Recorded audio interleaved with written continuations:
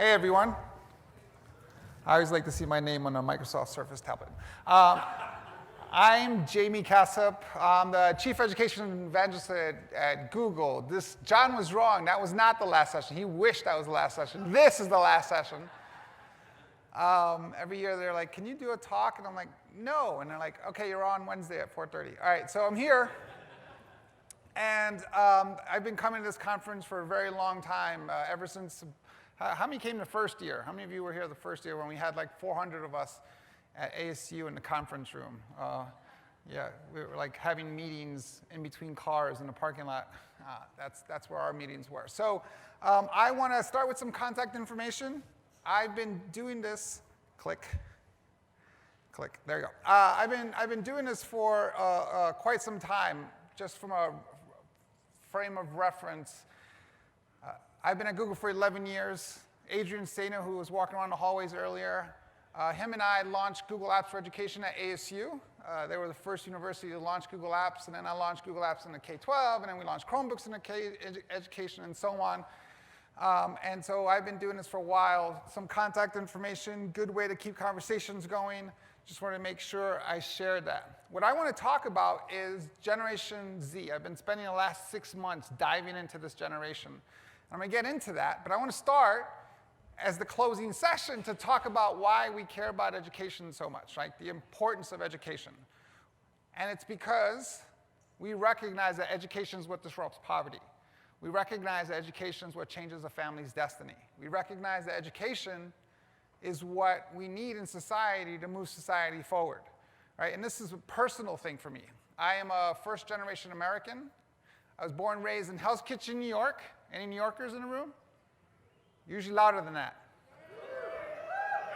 I'm talking about New York from the 1970s and 80s. In Hell's Kitchen, when you were not allowed to go into my neighborhood. You were not allowed to walk through my neighborhood. You went around my neighborhood. Not a great place to grow up. My mother showed up in New York from Argentina, escaping poverty, government oppression. I was born and raised there on welfare, food stamps, social services. And I focused on my education. Graduated high school, went to college, went to graduate school, and here I am standing in front of you, getting to do sessions like this.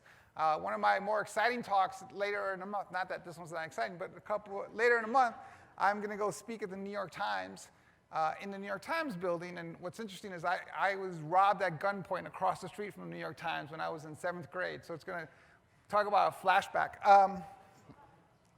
So not a great place to grow up.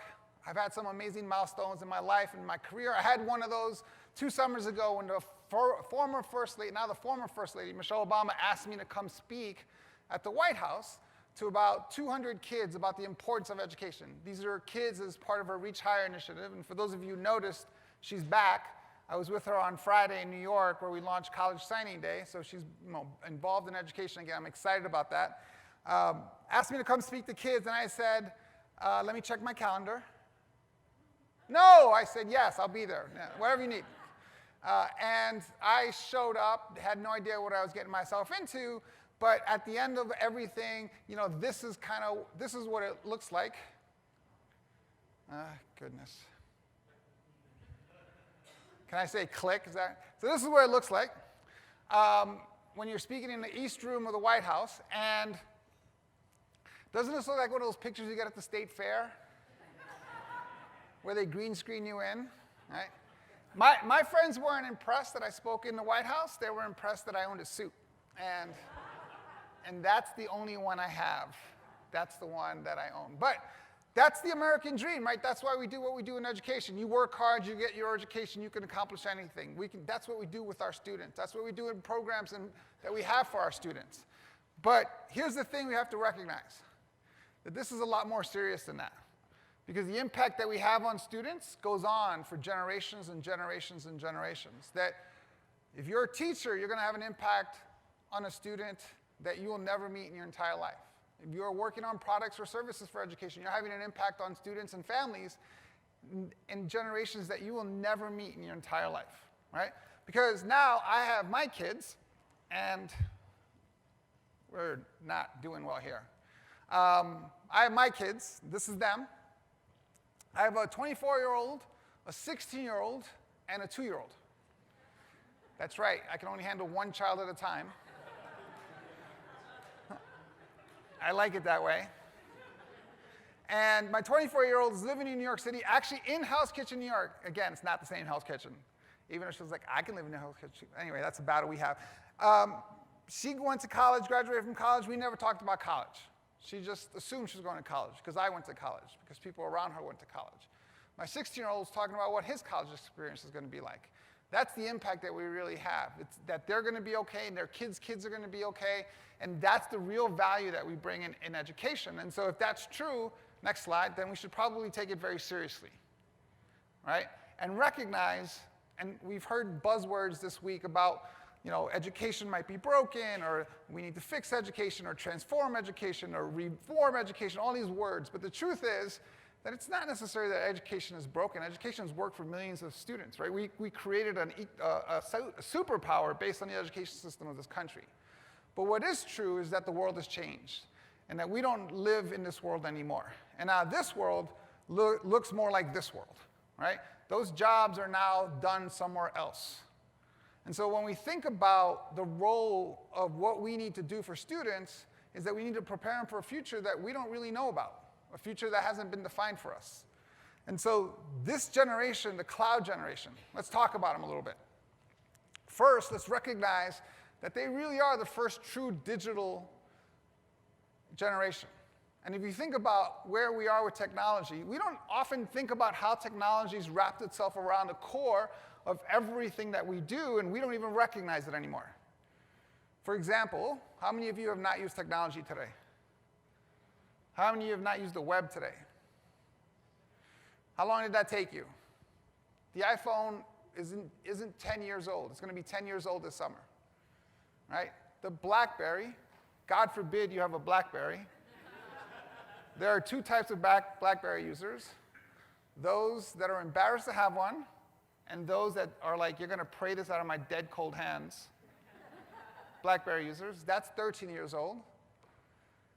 Do you remember we used to have to call the internet? With like our phone call, with our home phones, we called the internet, and the internet was busy. And you were okay with that. Like, I tried the internet today, it was busy. I'll try again later. Right? And what's your expectation today? All of you who are getting on airplanes today, how many of you are going to fire up your Wi-Fi and then get frustrated because it's too slow while you're traveling at 40,000 feet and flying at 535 miles an hour? Right? So if our expectations of technology have changed, and we were the generation that was minding our own business when this thing called the internet showed up, what does that mean for a generation of kids who don't know any better?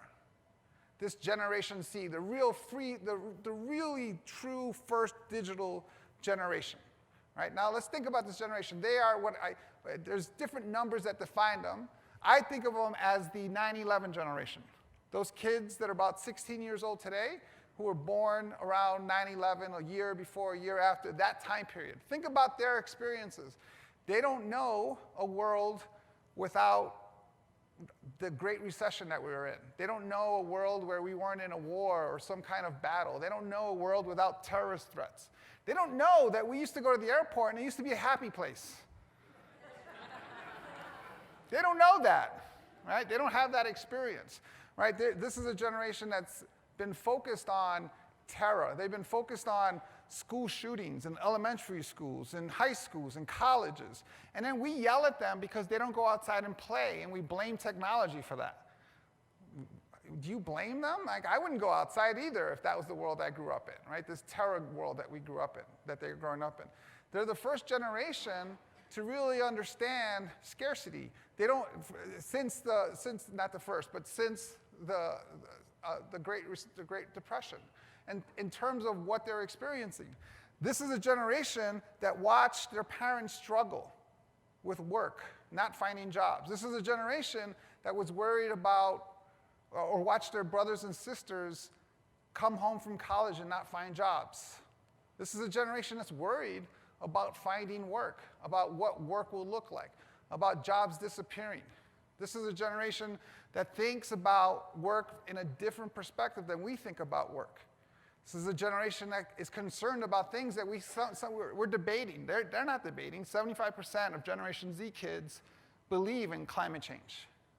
They're not debating whether it exists or is real or not. 65% of them think it should be like the #1 priority that we should focus on. And we're not even talking about it. Right? This generation believes that climate change is something that we need to take on and a problem that we need to solve for all our future.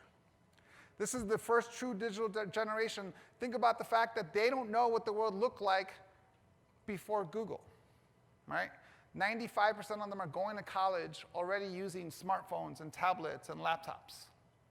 This is a generation who thinks, this clicker is going to drive me crazy, who thinks that the online world is a place where they have social experiences, right?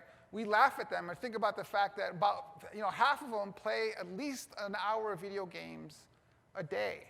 And we think, oh, they're wasting their time playing video games. But they're not playing the video games we grew up playing. They're not playing Pac-Man. What a waste of time Pac-Man was.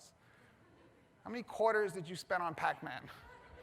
This generation is collaborating, playing video games, playing strategy games. And those of us who are parents of these kids, we struggle with this, right? You walk in your office because your kid took over your computer for the weekend, and they're in there, and they're like driving, and they're strategizing, and they're talking to their friends in London, and yelling at people, and doing all this, and you're supposed to go in there and go, all right, go outside and play with a stick. Like, it doesn't make any sense. Right? They don't think of video games in the same way that we think about video games, right? And because of these things, it impacts the way they see the world, especially when they think about their career. Right? I must have heard the term preparing kids for the future, for the jobs of the future, preparing college and career ready, right? 70% of them don't want to work for you at all. They want to do their own thing. They don't trust you because of the experience that they had. And here's the thing, only about 11% of Americans own their own businesses, but when we were kids, owning your own business was hard. Four kids can pick up a laptop and they're off and running and doing their thing. They also don't think of work in the same traditional sense, right? They know that 70% of Americans are disengaged with their work. They've watched their brothers and sisters and aunts and uncles struggle with work. The idea, I mean, think about the last time you heard, like, all you got to do is work hard, be loyal, and you'll be okay. They don't know that. They don't think that that's true, right? And so how that frames education for them changes, right? So when they think about education, they disagree with the general public, which is about 70% of Americans don't think that college is important. 85% of them do think that college is important. They do think that we need to focus on higher education. They do think that they need to have higher education. They just might not see it the same way that we saw it when we were in college. Remember, when we went to college, how many of you are working in the exact field that you got a degree in? Right. Remember, when we were going to college, all we had to do was go to college and graduate from college, and we would be okay on the other side of it. Didn't matter what our major was, we just needed a college degree. They don't find that to be true. So they're looking for more outcome-based scenarios. They want to see what you can do with a college degree. They're not interested necessarily in all the extra features that come with college. They want the courses, they want the professors, they want the experience, but they want the outcomes. They want to see what those outcomes lead to. And because of what they're experiencing, they believe that colleges need to change the way they deliver those services. They believe that they need to change what's going on. And here's the thing. When I used to talk to CIOs 10 years ago at universities, they would say technology is not a differentiator for college. A kid doesn't pick a college based on technology. My daughter went to First University. I won't throw the university under the bus. She showed up, and they said to her, hey, you know that laptop? You can't bring that into your classes. We don't allow those. You can't have those in your classes. And she said, bye, right? Because she comes from an environment where she was using technology in everything that she did, right? That's how she took notes in high school. That's how her experience was in high school. So you have a generation of kids who are experiencing collaborative working models. They're experiencing more inquiry-based learning models. They're experiencing these things in K-12, and then they show up at college, and they're not getting that same experience in the university setting. So they feel like that needs to change. Now, one of the things that universities can do a better job of is marketing to them in a different way. My 16-year-old, him and I had this conversation a couple months ago. He thinks it's the most bizarre thing in the world that I used to go to a sneaker store to buy sneakers. Like the idea that I would go to a Foot Locker to find a pair of sneakers, and he's like, what if they don't have your size? What if they don't have the color that you want? That's insane. Like, why don't you just order them online, right? His idea of customization is he does that with everything. And he feels like in college, that's not an option for him. He feels that, and I had this conversation with him, he feels that colleges predetermine what classes he's going to take. That they tell him what he's going to learn or what the classes he needs to take. When in reality, that's not true. Colleges have their required courses, they have the things that they need to take, but then, for all of us that remember college, you can kind of create your own program after that.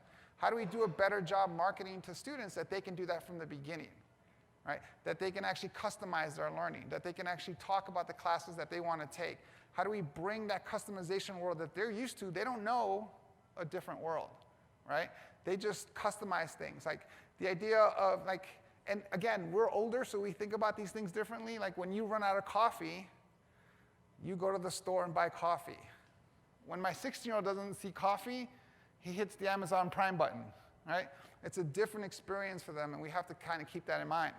Now, they also want to be able to experience things when they're in college and not just classes, right? They want to be able to have internships. They want to be able to work and have working experiences very early in their college experience. So, for example, where we went to school, we sat in classes for 2 years, and then maybe we did an abroad program, and then maybe we did an internship at a local business for 6 months, and that was the kind of the traditional model that we had. They want to have those experiences before. They want to have those experiences from the very beginning. And again, because they're not driven in the same way we were driven in terms of financial gains, right? Status doesn't impress them.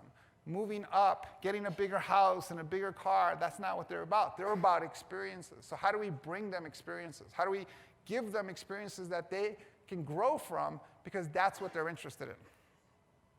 And like I said earlier, they're very interested in outcomes. And they want to see all of them go online to check where, if you're a university, where your students are working, what kinds of jobs they're doing, what kind of work they're doing. They're looking at those metrics. So how do we put those metrics in front of these students earlier on, and so that they can see the things that they're interested in, what people are doing in those spaces. Now, think about what they're facing. Again, we talk about college and career ready, and we talk about bringing jobs back, and everyone in this room knows we're not bringing those jobs back. Ever go into an Amazon warehouse? You can go to an Amazon warehouse. Great visit, by the way. You go into the space, and there's like 6 football field warehouse, and there's like 6 people that work there. Right? Those jobs aren't coming back. And even if you think they're coming back, they're not going to be replaced by people. Right? A lot of robotics and automation is already happening. We're starting to see some of this. If you really want to scare a kid, go watch that Handle video from Boston Dynamics, one of our companies. And I don't know if you know about Handle, the robot that can jump 4 feet, can work all day, can do lots of different things. So these jobs aren't going to be replaced by people. And even when you could talk about jobs that are done by people, you have to recognize that a lot of those jobs are kind of going away. 4.5 million Americans in this country make a living from driving things. Driving packages, driving people, driving around, doing things with cars and trucks. What happens in that world when those things go away? And these are just the things we know about, right? We haven't even started talking about what that future is. So what we need to do is help kids prepare them. This thing's going to go against the wall. Preparing kids for a future that isn't known. And so what we need to do, instead of worrying about content, worrying about knowing this or knowing that, what we really need to do is focus on the most important skills that they need. problem solving, critical thinking, collaboration. The fascinating thing about this list is that it's not fascinating at all. We've been looking at this list forever. So how do we do these things? Well, we need to start asking new questions. For example, when we ask kids, one of the questions that we ask kids all the time is, what do you want to be when you grow up? That question doesn't make sense. That question used to make sense when we were kids because there were like 20 jobs. That's how old I am. We only had 20 jobs when I was a kid. We had general categories of jobs, right? Teacher, accountant. I remember I wanted to be a businessman, whatever that meant. So instead of asking kids what do you want to be when you grow up, as we just proved, we don't know what those jobs are going to be. Let's ask them what problem they want to solve. What problem spins in their head? What do they need to know to solve that problem? And then the second part of that is, how do you want to solve that problem? What do you need to learn to solve that problem? What's the silver lining of what's happening in the US right now is that you're getting some advocacy. You're getting a bunch of kids that are really interested in solving a whole bunch of problems like never before. And I'm really excited about what they can do with problem solving. And then we want to make sure that we're focusing on real collaboration skills, the ability to work together, the ability to listen, the ability to ask good questions. One of the things that we look for at Google when we hire people, and by the way, you don't have to have a college degree to come work at Google, but one of the things that we're looking for is what your leadership skills are. And by leadership skills, do you think we mean, can you tell people what to do and they'll just follow you blindly? No, we mean, can you collaborate? Can you build consensus? Can you influence? Can you drive consensus? Can you step back and let someone else lead? And so what we need to do is make sure that we're focusing on these core skills, and then at the end of this, we want to make sure that we're building strong digital, can we go back one? Strong digital leaders. That they know how to be safe online, secure online, private, and that they know how to search and look for information and vet information. And if they're not, and this is more in early education, like if they don't learn how to do this in school, where are they going to learn how to do this? There's a Stanford study that I recommend to everyone around digital skills, and the thing that frightened me the most, and I think about it almost every day, is that in that study, 82% of elementary school kids can't tell you the difference between a sponsored website and a news site. 82%. That makes me nervous. Because those elementary school kids are going to be in college, and they're going to write papers. And then they're going to come work for me, and I'm going to ask them to do a research on something or to present data to me, and I'm not going to know if it's real or not. So how do we build strong digital leadership skills for our kids? Now, at the end of all this, what we need to do is realize that the world is changing and things are definitely different. All right? This generation is just getting started in what's possible. This generation is just seeing technology. So this is a picture of my 2-year-old. Yes, she's cute. Back in December, we got a Google Home. How many of you got a Home or an Alexa sitting at home? Right. So we got one of those. We set it up, and my wife and I are playing with it. We're like, okay, Google, I'm going to make all your phones go off. Okay, Google, what's the weather outside? Okay, Google, what time is it? My daughter's watching this. She wasn't part of this. She was just hanging out, doing things. She looks at this thing and goes, okay, Google, play the Spider-Man song. In 2 minutes, she's figured out how to use this thing. Right? Think about the fact that she's going to laugh at us, laugh at me, when she realizes or thinks about the fact that we used to use our thumbs to do things. Like, how ancient is that? Like, to use our thumbs on little devices to ask information and questions, right? What's going to happen when this device, which is on day one of what's possible, is going to be able to answer her questions and going to be able to help her think, right? What's going to happen when in 10 years, another 2-year-old asks a device like this, why is the sun yellow? And that device can give her a 2-year-old answer, or a 4-year-old answer, or an 8-year-old answer. right? So it's not about just getting to the answers anymore. It's about what we do with that information. And that's what's possible. So as I close out, I want you to think about that, because I think that, to me, is the most important message here, is I want you to think about a 2-year-old or a 5-year-old or any of these early childhood folks that we have in a room who work in this space. And I want you to think about the latest and greatest technology, whether it's Google Home or Alexa or your iPad or your whatever. For me, it's I keep calling it Nexus, the Pixel phone, this thing, right? The latest and greatest, hottest technology from Google. I'm not selling them. And then I want you to think about the fact that this is the worst technology this 2-year-old will ever see in her life. This is like her Commodore 64. In 20 years, she's going to find this in a 50-cent box at the thrift store, and she's going to want to put on her shelf like a museum piece, the way I know some of you have old technology sitting on your shelf. And she's going to remember. She's going to be like, my dad had one of these. And she's going to say to her younger siblings, look, there's the port. You're not going to believe me, but he had a wire that came out of this thing. And our siblings would be like, what? What are you talking? Yeah, no, he would like this big box thing, and he plugged it into the wall for like what? Like once and forever, and that's how it turned on? No, every day for hours. That's how he got his information, right? Those are the kids who are going into our school system. That's the generation that we have to think about. How do we create learning models for them? How do we create experiences so that they can solve the problems that they're interested in? That's what I've been spending my time thinking about, and I hope you guys come up with some great solutions to do that. Thank you guys very much.